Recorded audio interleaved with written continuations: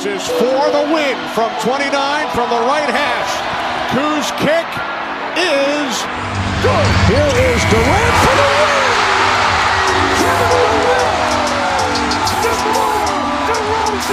James for the win. It's gone. LeBron James at the buzzer.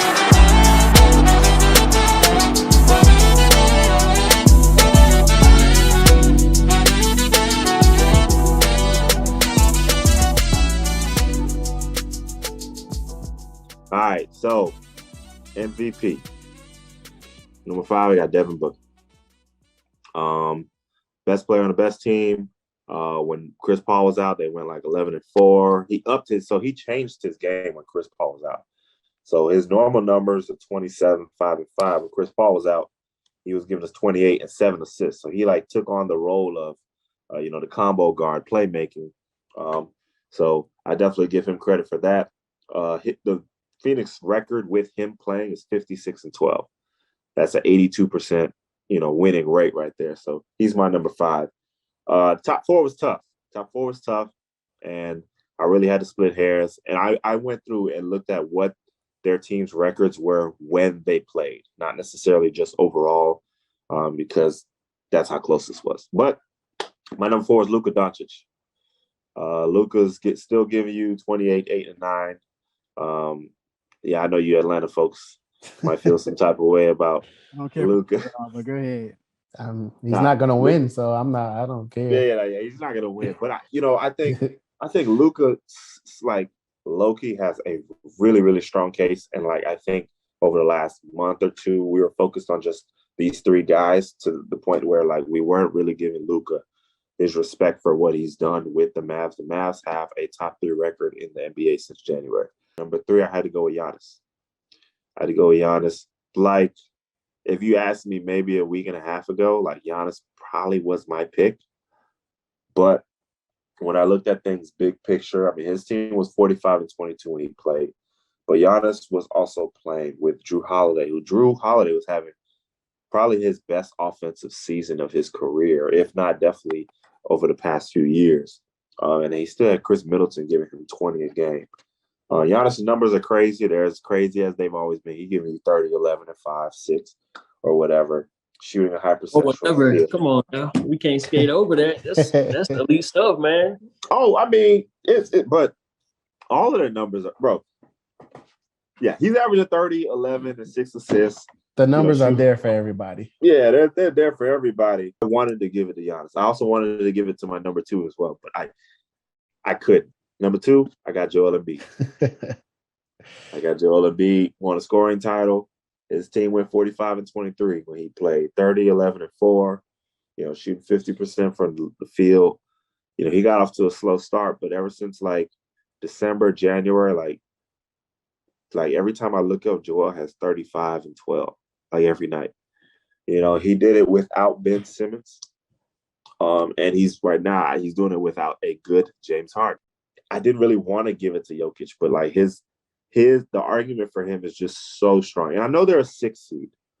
They are a 6th seed, but a 6th seed in the West is like a 2 seed, or 3 seed in the East this year. Yeah, Jokic was averaging 27, basically 27, 14, and 8. No one's ever averaged that.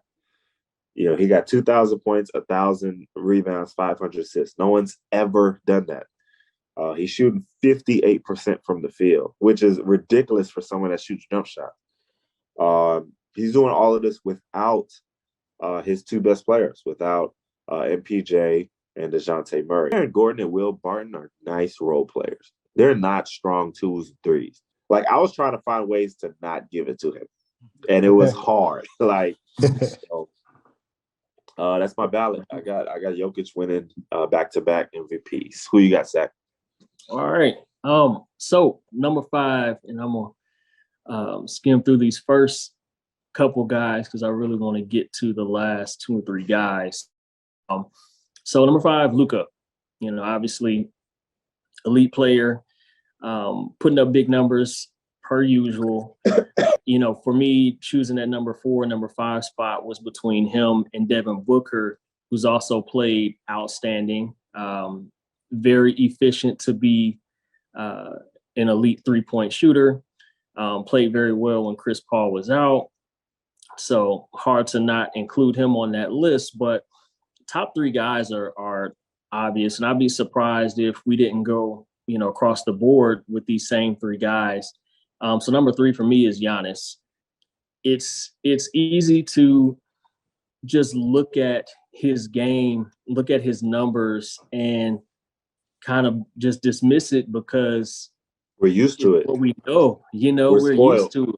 Exactly. Right. That's the same thing that happened with LeBron, Lakers blood. That's what 3 or 4 Lakers drops now. You said we get up to 5. I'm pretty sure there's another couple. Yeah, exactly. We might have a couple. Top 2 guys was tough. But my number 2 is Joel Embiid. He's a guy that is an unstoppable force. Offensively, you can't do anything with him. You're at his will, essentially. And for me, the steps that he's taken over the years to become a more efficient player, there were times as a big guy where he was shooting in the low 40%. Yeah. He's 7-2. Exactly. So he's steadily increased his efficiency, become more dominant, and become more healthy as well. And I think that really elevates his case this year as well. We see him healthy. We see what he can do when he has a lot of time to get that continuity and keep improving. Without Ben Simmons, obviously, he went in this year with the chip on his shoulder and just knew that he had to essentially be everything for that team, and he's done that. Jokic is the MVP. He's the MVP. You watch him play, and you're just like, this guy is so damn good at basketball. He does everything offensively. He's the catalyst for them. And I think what elevated him for me was that very simple fact. It's that not only is he their most dominant offensive weapon or scoring threat, but he is the facilitator on that team. His assist numbers won't always, even though they're high for a big guy, they won't always reflect what his true impact is on, how that offense actually runs. I heard someone all 3. Was that? I was saying he's top 10 in rebounds, points, and assists. Yeah, and even then, what can you do with that? Underrated passer, Right. You look at him, he's top 10. He's been given praise, all the praise from everybody about his passing. But, if you just sit there and watch the games, man, he is everything. Jokic be leading the break too, which is hilarious to see. He's going down court full speed. It's ugly as hell. It's ugly as hell. It's fast but slow. It's fast but slow. You're right. I remember break. Yeah, exactly. But it's effective. He's such a high IQ player. And I hate saying that because it's so cliche, right? But yeah, it really is the case with him. You can see he has to overcompensate for his lack of athleticism. Like Stephen A. said, that he said he can't jump over a phone book. Exactly. But dominates a basketball game. All right, he doesn't bust you in the mouth and you have no idea what's happening or how it happened. It just, just give me he's just straight skill, man. He's straight skill. So, all right, Antoine, who you got?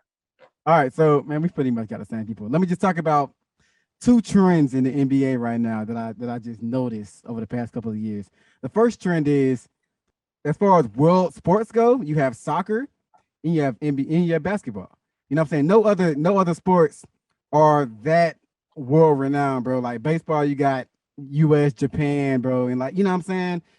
Mm-hmm. Football is only in America, bro. As far as world sports, where you have soccer and you have football and you have basketball. You know what I'm saying? Football. Right. So the past couple of MVPs have all been international cats, and every guy in contention is an international cat. You got Luka. Luka, I got him as 5. Devin Booker, he's from the States. But besides Devin Booker, there's no other national Mississippi. From the SIP. But there's no other U.S. national that's in the conversation. You know what I'm saying? And I'm like, that's kind of cool to really think about that. So that and another trend is the big man is finally like returning to the Corey like Yes. man, you know what I'm saying? Corey like I Yeah. love a big good man. big man. so yeah, so you got the international, you got the big men who are pretty much the face of the NBA right now. I think that's super cool, man. Like the past 10 years, we've had the last big man to win it was like, I mean LeBron, but before Giannis, it was LeBron and KD, but they don't And play. LeBron, I mean, they're wings though. Bro, I'm You about to know, say, yeah, they don't play like Yeah. big, you know what I'm saying? The last big man who Dirk, well, that's a wing too. Tim Duncan was probably like the last big. yeah, I'm about to say Dirk is like pushing it. You could say he's a big man, but Dirk yeah, is- Kevin Garnett, Yeah, right. But Kevin now Garnett, Tim Duncan. Kevin Garnett and Tim Duncan, 0304 were like, you know what I'm saying? The last time like a big man is like got the award. So now in the past 3 years, you got Giannis, big man, Jokic and Embiid are at the top of the conversation, like 3 international big dudes, you know what I'm saying? And I'm like, that's kind of cool. So anyway, I can't even hold you, bro. I got to go with my African brother, man. I give it to Joel Embiid, man, from Cameroon, dog. I got to give it to Jarrell, only because of voter fatigue, dog. I'm tired of seeing Jokic, dog. I'm tired of hearing about him. I'm tired of looking at his game, dog. I'm one of those. I'm one of the. I can't even hold you, bro. I'm one of those guys. I'm just tired of looking at him. I'm tired of having Giannis up there, bro. Giannis is over there, bro. Giannis is playing some really good basketball right now, bro. Like he's playing He is, man. really good basketball right now, dog. But I'm just But tired. I will say, like, so I think about historical precedent at times, and like I had to think, like, do I want to give Jokic a back-to-back MVP? Like, I Kobe only got one, I Shaq don't. only got one. I didn't You even know, want to be honest. Like, you know what I'm like saying? it's so many other guys that haven't gotten 2 or back-to-back, and like, am I really going to give it to Jokic? But AD man, never oh got a man, back-to-back, bro. But he be balling, bro. It's like I want to see somebody else, bro. I want to see Joel, bro. And Joel balling out his mind, dog. Joel is balling out his mind with all the crazy going on in Philly. You know what I'm saying? They finally got to some normalcy, and then James Harden came. It's like, dang, it's so much going on in Philly, and Joel is like, it don't matter what's he's going stable. on with me, dog. I'm still gonna put up 30, and you know what I'm saying? Like, Right. I'm gonna still put up buckets, and I think that's kind of cool, bro. So I got Joel, bro. Proud of Africa, dog. Let's go. All right, Corey, who you got? Hey man, we don't need to get into the top 5, man. This is down to 3 people, obviously. And I don't feel like you guys have given Giannis enough credit. I remember I watched the Bucks play. I think it was the Boston Celtics. It was on TNT. And I remember watching that game. I think the Bucks were down by like either like 2 or 3 points.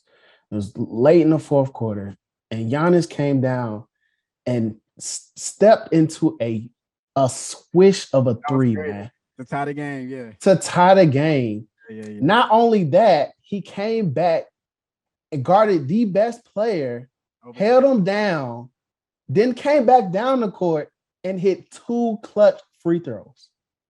We got it. Like, I mean, we just came off of playoffs where the crowd was chanting 1, 2, 3. Yeah, they were counting, right, for this man. Because hurry up and shoot your free throws, man. Like, we ain't got all day.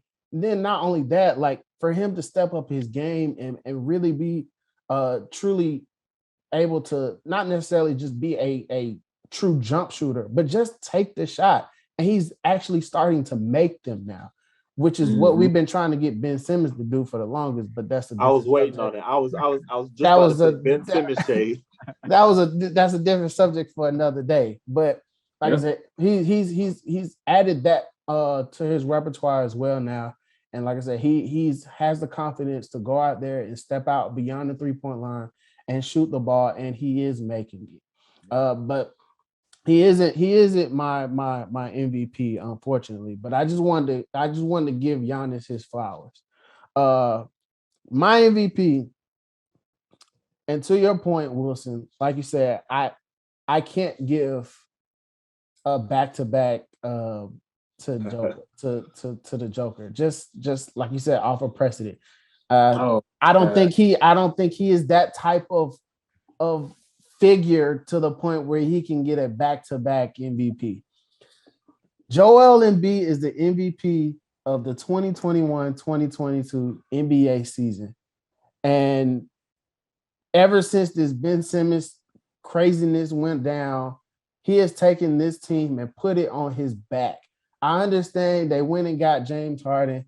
I don't care about none of that. This man still putting together 30-point games, 40-point games. And he like that man is dominant, man. Like if you watch the 76ers, he is the definition of dominance all the time. Hey, I mean, you can't go wrong with either three. I wanted to give it to Embiid, but like you said, you're talking about three just transformational talents having the types of years they're having it at the same time. Like any other year, Luka and Book would probably be top three. You know what I'm saying? Like any other year. So I think that's probably what makes it so uncomfortable to crown Jokic in back-to-back, is because there's not that separation between 1 and 2 that we've been accustomed to over the years. You could look at a given year and say, okay, this is that guy, right?